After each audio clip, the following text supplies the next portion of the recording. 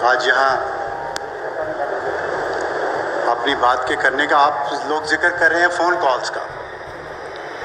تو phone calls پہ تو ہمارا میڈیا چلتا ہے یا نہیں چلتا, لیکن جب سیکلوڈڈ وائسز کی بات ہوتی ہے تو بعض وائسز جس میں میری بھی ایک آواز ہے وہ بغیر فون کال کے بھی بند ہوئی ہیں بغیر کسی فون کال. ہمارے ٹی وی چینل کے مالکان اتنے سمجھدار ہیں کہ انہیں پتہ ہے کہ بعض لوگوں کو بلائیں گے نہیں تو بہتر ہے کال ہی نہیں آئے گی. 4 سال پیمرا سے مجھے چھوڑے ہوئے ہو گئے ہیں, نکالے گئے ہوئے, اور آج تک کسی ٹی وی چینل نے مجھے نہیں بلایا سوائے منیزہ جہانگیر کے, جو انہوں نے پچھلے مہینے پریس فریڈم ڈے پہ, کیونکہ میں بھی وکٹم ہوں اس چیز کا, تو انہوں نے بلایا. 4 سال میں پاکستان کے تمام ٹی وی چینلز میں سے صرف منیزہ جہانگیر وہ ایک بہادر آواز ہے جس نے مجھے بلایا اور میری بات سنی.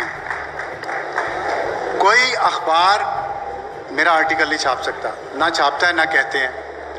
خود رابطہ کیا کئی دفعہ انہوں نے, شروع میں میں نے کہا ٹھیک ہے میں لکھتا ہوں, میں لکھنا شروع کیا تو انہوں نے انکار کر دیا. یہ جو مایوسی کی باتیں آپ سن رہے ہیں نا, اس کے باوجود میں چاہتا ہوں کہ آپ کو کچھ میں امید والی سائڈ دکھاؤں. میں آپ کو تھوڑی سی اپنی سٹوری بتاؤں کہ اتنے بھی حالات خراب اور خطرناک نہیں ہیں جتنے ہم سمجھ رہے ہیں. اس میں سب سے پہلا جو فرق ہے پچھلے ادوار میں اور اب 2021 میں, وہ ہے ڈیجیٹل کا فرق. ڈیجیٹل میڈیا آیا ہے, اس نے پرنٹ اور الیکٹرانک میڈیا کو بہت ٹف کمپٹیشن دیا ہے. لوگ پوچھتے ہیں مجھے گولی کیوں لگی, تم تو کسی ٹی وی چینل پہ بھی نہیں آتے, تم تو اخبار میں لکھتے بھی نہیں ہو, تم کوئی سیاسی جماعت میں بھی نہیں ہو, تم کوئی جلسے جلوس بھی نہیں کر رہے, تمہیں گولی کیوں لگی؟ مجھے گولی اس لیے لگی کہ انٹرنیٹ ایجاد ہو چکا تھا. میں نہ یوٹیوب چینل میرا ہے, نہ میرا کوئی فیس بک پیج ہے, نہ کسی اور جگہ پہ میں موجود ہوں. میں صرف ٹویٹر پہ موجود ہوں. میں صرف ٹویٹس کرتا ہوں اور ان ٹویٹس میں کچھ سچ ہوتا ہے اور وہ سچ کڑوا ہوتا ہے. جن لوگوں کا ذکر حامد میر نے کیا کہ پاکستان کے اصل دشمن وہ ہیں, ان دشمنوں کو وہ سچ بڑا کڑوا لگتا ہے. ان ٹویٹس کی بنیاد پر پہلے مجھ پہ غداری کے مقدمے قائم کیے گئے جیلم میں, وہ نہیں بات بنی. پھر دوبارہ سائبر کرائمز ایکٹ کے تحت مجھ پہ مقدمے قائم کیے گئے. پھر اس کے بعد مجھے آخر انہوں نے گولی مار دی. انہوں نے کہا کہ اس کا یہی علاج ہے. لیکن نہ ہم تب سمجھے تھے نہ ہم اب سمجھیں گے. اور یہی بات میں نے آپ سے کرنی ہے کہ دیکھیں, اگر آپ کو سیکلوڈڈ کر بھی دیا جائے, یہ خدا نہیں ہے, ان کو خدا سمجھنا چھوڑ دیں اور اللہ پہ بھروسہ کریں, اس رب پہ جو سب کا رب ہے. اور دوسری بات یہ ہے کہ جب آپ کے پاس یہ ڈیجیٹل میڈیا ہے تو آپ کو کسی اخبار کی, کسی ٹی وی چینل کی, کسی اینکر کی ضرورت نہیں ہے اپنا سچ باہر لانے کے لیے. آپ کو یہ ڈیجیٹل میڈیا آپ کی آواز کو, آپ کے سچ کو ہر جگہ پھیلا دے گا. آپ دیکھ لیں جنرل عاصم باجوہ کے بارے میں کسی ٹی وی چینل نے کوئی شو کیا اس کی کرپشن کے بارے میں؟ وہ ارب پتی جرنیل ہے. کسی ٹی وی چینل نے ایک پروگرام کیا, کسی نے ایک ٹرانسمیشن چلائی؟ نہیں چلائی. لیکن ڈیجیٹل میڈیا پہ وہ خبر بریک ہوئی, ڈیجیٹل میڈیا نے اس کا احتساب کیا اور آخر کار اس کو اپنے دونوں عہدے چھوڑ کے اس ملک سے فرار ہونا پڑا. یہ طاقت ہے ڈیجیٹل میڈیا کی اور یہ طاقت ہے سچ کی. اسی سچ کی طاقت کو میں آپ کو تھوڑا اور ایک بات کرنا چاہتا ہوں کہ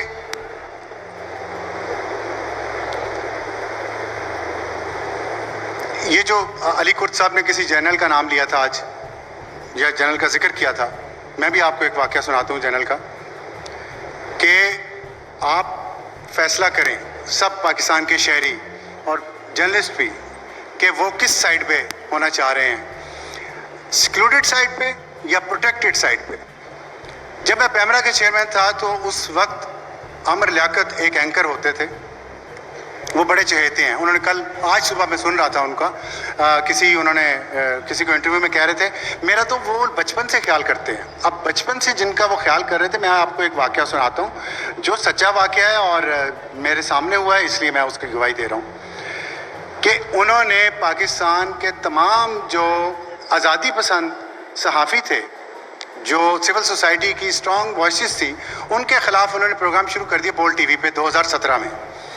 ان سب کے خلاف کفر کے فتوے، غداری کے فتوے اور دشنام ترازی گالیاں، ان کی فیملیز کے بارے میں بکواس اور اخلاق سے گری ہوئی باتیں کی، تو پیمرا کو کمپلینٹس آئیں 26 لوگوں کی. پاکستان کے پرومیننٹ جرنلسٹ، اس میں طلعت بھی تھا، حامد میر بھی تھا، اس میں نجم سیٹھی تھے، اس میں میر شکیل الرحمان تھا، شاہ زیب خانزادہ تھا، بہت سارے لوگ تھے، امتیاز عالم تھے. اور انہوں نے سب نے یہ شکایت کی کہ یہ انسائٹمنٹ ٹو وائلنس ہے، یہ ہماری زندگیوں کو خطرے میں ڈال رہا ہے، اس پہ پیمرا ایکشن لے. پیمرا نے ان کا پروگرام بند کر دیا، وہ ہائی کورٹ پہ چلے گیا. اور ہائی کورٹ سے ان کو میں معزز جج صاحبان کا یہ فنکشن ہے اس میں، لیکن پھر بھی کہنا چاہتا ہوں ہائی کورٹ نے لیکن پیمرا کے فیصلے کو اپ ہولڈ کیا. وہ سپریم کورٹ میں چلے گئے ہمارے اس اپیل کے خلاف. اسی دوران جنرل فیض حمید نے مجھے کال کیا، انہوں نے کہا میں آپ سے ملنا چاہتا ہوں. میں نے کہا جی آپ کو ضرور تشریف لائیں، آپ کو ضرورت ہے ملنے کی، آپ میرے دفتر تشریف لائیں، میں حاضر ہوں. وہ تشریف لائے اور میں نے اپنے پیمرا کے جتنے ہمارے ڈی جیز تھے ان کو سب کو الرٹ کیا. میں نے کہا کوئی نیشنل سیکورٹی کے ایشوز ہوں گے، ڈسکس کرتے ہیں کیا پیمرا کو کرنا پڑے گا، کرنا چاہیے، کیا ایشوز ہیں. ہم نے پوری تیاری کر کے بیٹھے تو جو میجر ایشو آیا ہمارے سامنے انفارچونیٹلی وہ یہ تھا کہ عامر لیاقت کو کچھ نہ کہیں.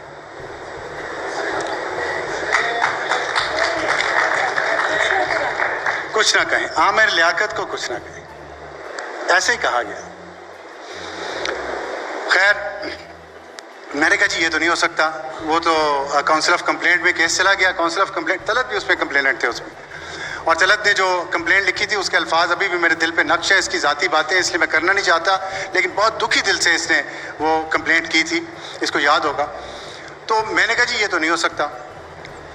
بہرحال وہ چلے گئے. اس کے بعد سپریم کورٹ میں کیس چلا گیا ہمارا اور عامر لیاقت پہ پابندی جاری تھی. تو honourable chief justice Saqib Nisar صاحب وہ کیس کو بنفس رویس سن رہے تھے اور میں وہاں پہ آرگیو کر رہا تھا ان فیور آف بین آن عامر لیاقت. ہمیں بہت امید تھی کہ ہمارا کیس بڑا مضبوط ہے اور ہم بڑے اچھے آرگومنٹس دے رہے تھے. تو اچانک چیف جسٹس صاحب نے، آنریبل چیف جسٹس صاحب نے کہا کہ ابھی بریک ہے، بریک سے واپس آ کے ہم فیصلہ سنا دیتے ہیں. وہ بریک پہ چلے گئے. ہم بڑے خوش تھے کہ یہ فیصلہ پیمرا کا جاری رہے گا اور اس پہ جو بھی کاؤنسل آف کمپلینٹ کا فیصلہ ہوگا وہی فائنل ہوگا. جج صاحب اور ان کا معزز بینچ بریک سے واپس آئے تو ان کا موڈ بدلا ہوا تھا. انہوں نے آتے ہی کہا کہ عامر لیاقت پہ پابندی ہٹا دی ہے ہم نے، عامر لیاقت پروگرام کرے گا. اور انہوں نے پیمرا کو اسی وقت پابند کیا کہ آپ کو انہوں نے یہ تو نہیں کہا کہ آپ کی یہ سزا ہے، لیکن ہمیں تو سزا ہی لگی. انہوں نے کہا آپ لوگ روزانہ عامر لیاقت کا پروگرام دیکھیں گے، اس کا ٹرانسکرپٹ بنائیں گے اور اس کے ٹرانسکرپٹ کی کاپی اور اس کی ویڈیو روزانہ آپ سپریم کورٹ میں فائل کریں گے. ہم فیصلہ کریں گے کہ یہ ٹھیک کام کر رہا ہے کہ نہیں کر رہا. انصاف کا بول بالا. یہ آج ہمارے معزز چیف جسٹس صاحب فرما رہے تھے کہ اس ملک میں حکمرانی ہے قانون کی. یہ قانون کی حکمرانی کی میں نے آپ کو ایک مثال دی ہے. اس کے بعد عامر لیاقت صاحب نے پھر وہی کام شروع کر دیا. بہرحال ہمارا اس پہ کام ختم ہو گیا. تو میں آپ سے یہ درخواست کرنا چاہتا ہوں سب سے، خاص طور پہ پنجابیوں سے اور پھر خاص طور پہ لاہور کے لوگوں سے، کہ ان خوف کے بتوں کو توڑ دیں. ان خوف کے بتوں کو توڑ دیں. ہم مالک ہیں اس ملک کے، آپ مالک ہیں اس ملک کے. یہ جو مینار پاکستان یہاں پہ کھڑا ہے آپ سے کچھ کلومیٹر دور، یہ آپ کو روزانہ یاد کروائے گا کہ اس ملک کے مالک اس ملک کے عوام ہیں، جنہوں نے 23 مارچ 1940 کو یہاں قرارداد پاکستان پیش کی تھی. اس وقت اس ملک کی عدلیہ اور اس ملک کے جرنیل برٹش راج کے ساتھ تھے. وہ اس ملک میں قرارداد پاس کرنے والوں میں نہیں تھے. وہ ہمیں نہیں بتا سکتے کہ حب الوطنی کیا ہے. قاضی فائز عیسیٰ کے والد ہمیں بتا سکتے ہیں کیونکہ وہ ان قرارداد پاس کرنے والوں کے ساتھ تھے.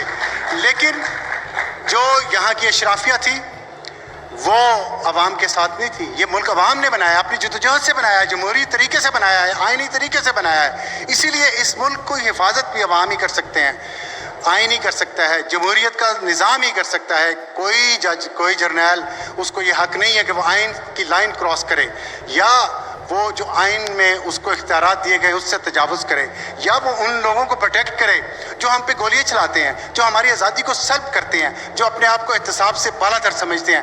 اور یہ میں نے اس لیے بھی یہ بات کر رہا ہوں کہ جتنے بھی کیسز ہیں صحافیوں پہ حملوں کے، اور 138 صحافی پاکستان میں مارے جا چکے ہیں، خاص طور پہ 2001 سے لے کے آج تک، ان میں سے کسی ایک کیس کا فیصلہ نہیں ہو سکا.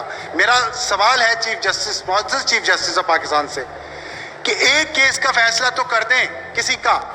ہمارے اسلام آباد میں جو دنیا کا خطرناک ترین کیپٹل سٹی ہے جرنلسٹ کے لیے، اس میں جتنے صحافیوں پہ حملے ہوئے ہیں کسی ایک کا ملزم مجرم پکڑا نہیں گیا.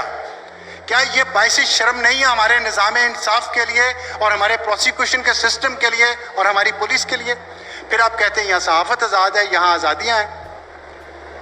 تو اس لیے میں دوبارہ یہ بات کروں گا کہ آپ لوگ لاہور کے لوگ دوبارہ ان سے میں درخواست کروں گا کہ یہاں پہ آپ کے ارد گرد ہر وقت بہت سارے معزز جج صاحبان ہوتے ہیں، ان سے پوچھا جائے، ان کو نام لے کے پوچھا جائے کہ ان کیسز کا کیا فیصلہ ہوا، تب پتہ چلے گا اس ملک میں رول آف لا ہے یا نہیں ہے.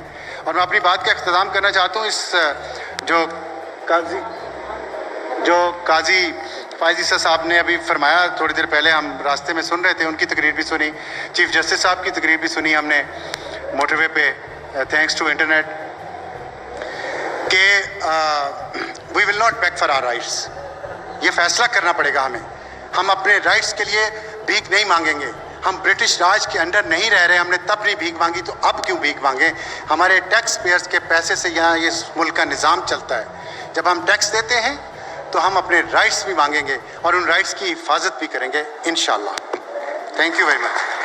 YouTube پر گوگلی نیوز دیکھنے کے لیے youtube.com کی سرچ بار میں googly news T V type کریں. گوگلی نیوز کے پیج پر سرخ رنگ کے سبسکرپشن والے بٹن پر کلک کرنا نہ بھولیے. YouTube پیج پر اپلوڈ ہونے والی ویڈیوز سے باخبر رہنے کے لیے بیل آئیکن پر کلک کیجیے. آپ کو ہر نئی ویڈیو کے بارے میں نوٹیفیکیشن موصول ہو جائے گا.